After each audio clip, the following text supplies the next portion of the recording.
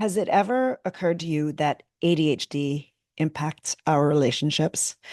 From miscommunications and misunderstandings to emotional ups and downs, the effects of ADHD can impact our relationships in painful ways. And in this video, I want to talk about how ADHD influences our connections and share some practical tips to improve communication in order to improve all of the relationships those of us with ADHD can have with our loved ones, with the people who matter to us. I'll share the most common challenges so you know it's not just you, and three things that might help. Here's a little personal context about why this topic matters to me. I became an accidental ADHD content creator in the middle of 2020 when I was posting for fun and distraction on TikTok. And this video, created to Britt Sulkin's script and voiceover, went viral. All right, let's clarify something. ADHD is not, I'm going to write this email. Oh, look, a squirrel. It's more like, I'm going to sit down and write this email. Wait, I should probably brush my teeth before I do this. But now that I'm in the bathroom, I'm realizing that I forgot to take my medication. So now I'm going to take my medication. So I get my little pill cutter out, but then I realize I don't have anything to take my medication with. So I have to go downstairs and get a cup. As I'm getting a cup, I realize that I haven't made any coffee yet. So now I need to make coffee. And then I look over at the dishes and I see that they're dirty, which somehow reminds me that I need to do a load of laundry. So I go downstairs and do a load of laundry, come back upstairs, completely forget what I'm doing. But don't worry, coffee has a smell. So I remember that I was making coffee. Finish making my coffee, realize we don't have creamer. Oh crap, I should make a note that we need to go get creamer at the grocery store. No, wait, focus, gotta go upstairs. Take my pill with my coffee, but leave my coffee in the bathroom. Still haven't brushed my teeth. Get back to the office, sit down to write that email. What the heck was that email about? I don't know. Oh, by the way, I'm still not wearing pants. And instead of doing anything, I'm gonna make a TikTok. So even though I never intended to be an ADHD focused content creator, I started to see how my desire to help people be impactful in all of their business and personal relationships could be supported by more awareness of ADHD, its challenges, and the ways that we could use embodiment practices and speaking skills to strengthen relationships in spite of those ADHD-related challenges. Here are some of the challenges that I personally have experienced or that I've seen my clients face. Difficulty staying focused. The iconic ADHD challenge, the struggle to maintain attention during conversations, even with people we deeply love, sometimes can be difficult for people with ADHD. And that can impact us in that we will often miss important details of the conversation, which often leaves the people we're speaking with feeling like we are not listening or like we don't care about the conversation. People with ADHD are often challenged with impulsivity. That can show up in us interrupting other people as our brains get on fire and we get excited. And I have a whole series on ADHD and interrupting.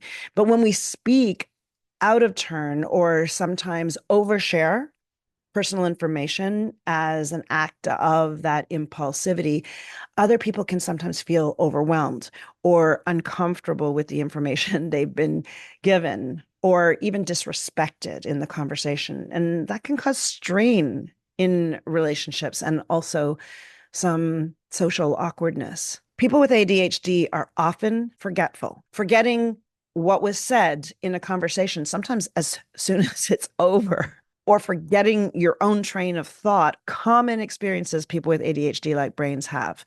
And that can result in us repeating ourselves or worse, losing track of what the other person was saying, which can have them feel that we're not really listening. And that can cause some bad feelings, some bad blood, especially for people who don't understand that the person they're speaking with has a brain that is not like theirs.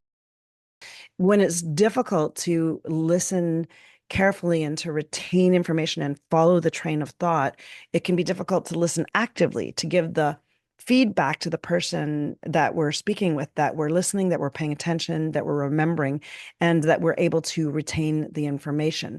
The result can be misunderstandings and miscommunications, which of course impact the quality of the relationships. Many people with ADHD experience hyperactivity. That hyperactivity can come across as restlessness or fidgeting during a conversation or looking away or doing something with their hands or looking down. And that hyperactivity expressed in physical form can have the person you're speaking with feel, first of all, distracted themselves, but also distressed, thinking that you're not paying attention to them. If they think that your physical movement and fidgeting means that you're not paying attention, which may not even be the case. In fact, some people can pay attention better when they are doing something with their hands or with their feet. Self-esteem issues. Many people with ADHD like brains experience low self-confidence. And that's because the impact of having ADHD and how it shows up in our communication, in our connection, and our relationships can be a spiral downward, giving people with ADHD the sense that they're not good at relationships, or the sense that they're not liked, or that people are frustrated by them or don't understand them. That can have the person with the ADHD like brain feeling reluctant to participate in social interactions and in conversations and hesitant to assert themselves or to bring their voice. Procrastination and time management challenges are common for people with ADHD like brains. That means that important conversations can sometimes be missed, or the people that we're interacting with can feel frustrated about our ability to do what we said or to show up on time. And unless there's a lot of awareness about that and an attempt to mitigate that by the person with the ADHD, and possibly also an explanation and some consideration and compassion from the people that you're in a relationship with, sometimes that can create irreconcilable differences in relationships. The issues can remain unresolved and they can escalate over time. So, this can sometimes be a very critical challenge. So now that we've looked at 7 common challenges that people with ADHD face in communication, let's explore 3 overarching topic areas that can hopefully make a significant difference in the way that you, if you have ADHD, manage it. Or if you're someone who loves a person with an ADHD like brain, some practical strategies that you could perhaps help them to implement. You can start applying these right away in order to strengthen your relationships, whether it is with a partner, loved one, a family member, a friend, or a colleague. Use pause and presence. One of the most powerful tools for managing ADHD in conversation is learning to pause and breathe and become present. It is all about training your brain to slow down. And if it won't slow down, to leave spaces between the way you are expressing the thoughts in that brain. Because with ADHD, it is easy to jump in and to interrupt, or to get on a verbal train and get going so quickly that you begin to trip over your own words. It is easy and common to get so caught up in your thoughts that you lose track of the other person's words, that you forget to give them a chance to jump in, that you neglect to listen well to their ideas. By practicing the art of pausing, not only do you give yourself a moment to process what you might say next, to process what the other person is saying before you respond, but you also begin to regulate your nervous system, which we'll talk about more in point number 2.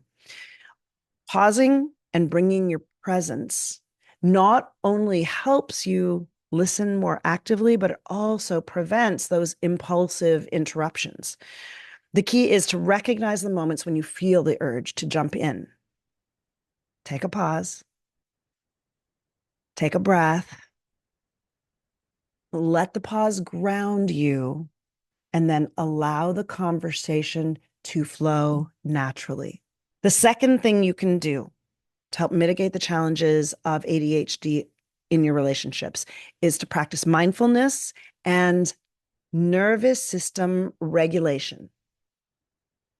When you are feeling restless or overwhelmed, it can activate your body systems in a way that becomes even more difficult to stay focused, that can create anxiety in your body and a tendency to speed up even more, which can make it even more difficult to stay engaged in a conversation. So, learning to regulate your nervous system through breath, through pause, through awareness, through physical touch can help calm the inner restlessness that can put you on that train.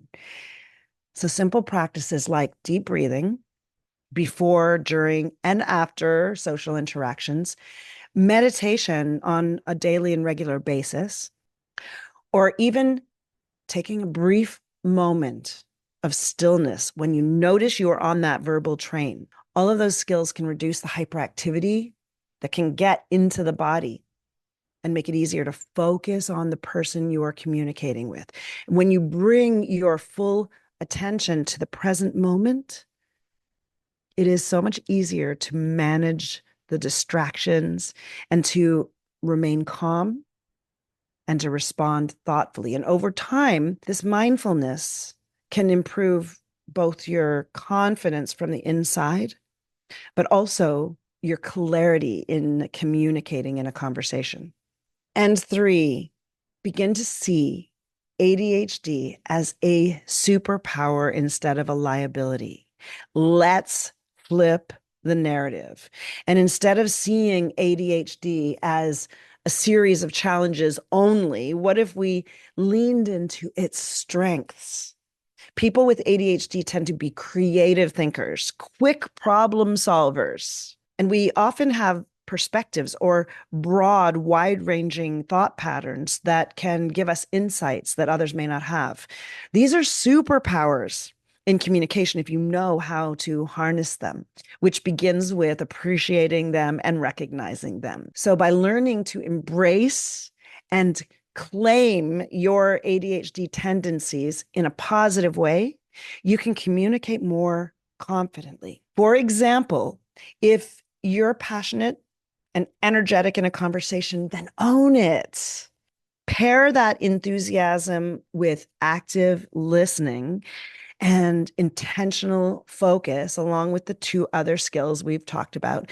And when you see ADHD not as a barrier, but as a unique strength, it changes the way you interact with others and in turn will change how they respond to you. Improving communication with ADHD isn't about changing who you are. It is about learning how to manage the moments that can cause friction and embracing the qualities that make your communication style unique. Whether it is pausing before you speak, practicing mindfulness and embodiment, or recognizing the superpowers ADHD brings to the table, these solutions can help you build stronger and more fulfilling relationships in love and in business. Please come on this ride with me, subscribe to the channel. And if you'd like to watch another video, YouTube thinks you'll like that one. And here is a playlist. I'll see you next time.